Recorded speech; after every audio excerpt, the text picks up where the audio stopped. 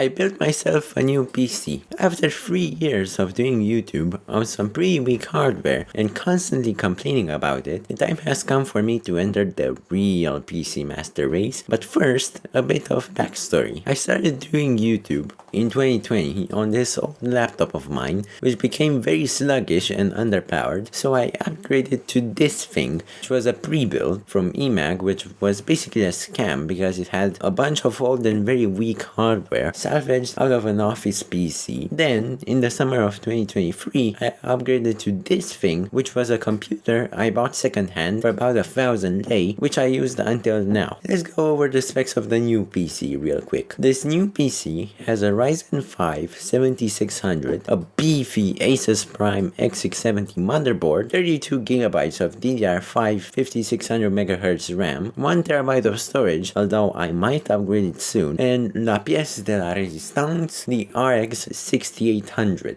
Now then, let's build this PC, shall we?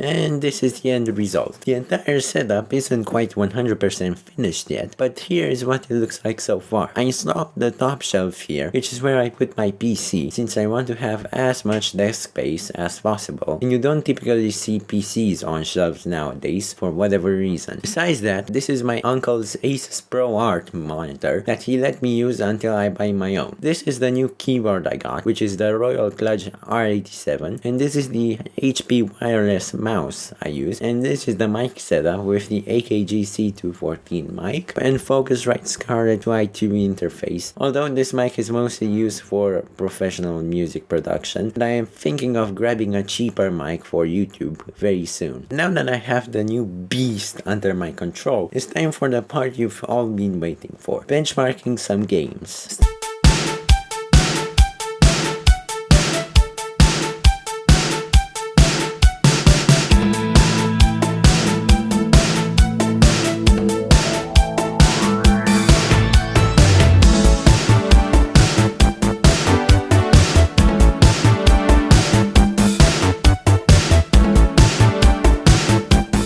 Starting off very easy with Minecraft Classic 0.30, and we're chilling at well over 2500 frames, occasionally going up to over 3000. Now I can finally brag about having the most FPS in 0.30, so now that I think about it, it isn't that big of an achievement, because this game was made in like 2009, and it runs on even the potatoiest of PCs. Alright, enough facing around, here is Minecraft 1.20, more specifically the Hermitcraft Season 7 map, and we are in the middle of the shopping district, which is by far the most intensive part, and we're getting well over 300 frames, which is still super playable. Now we're playing some Bed Wars. I didn't expect the map to be so easy to run, but I really should have, because it's just a bunch of floating islands in the middle of the void, so yeah, runs great. GTA 5 is also running fantastically well. We are playing at 1440p, all maxed out settings, and we are pumping out well over 150 frames, sometimes spiking up to 180. The upper limit of the engine. Battlefield 5 also seems to run great. We are pumping around 200 frames, which is also on the upper limit of the engine, but this is a very AMD optimized game anyway, so it's not really surprising. CS2 is perfectly playable. This is 1440p, all high settings, and we are pumping around 250 to 300 FPS, but most players actually play with low settings to avoid lag, so I should probably do the same. Rainbow Six Siege is also running fantastically well. I think this has to be one of my new favorite games, since it's super fun. Even the title of this one is the most epic of any game. Tom Clancy's Rainbow Six Siege. It's like there's this Tom Clancy master chef out there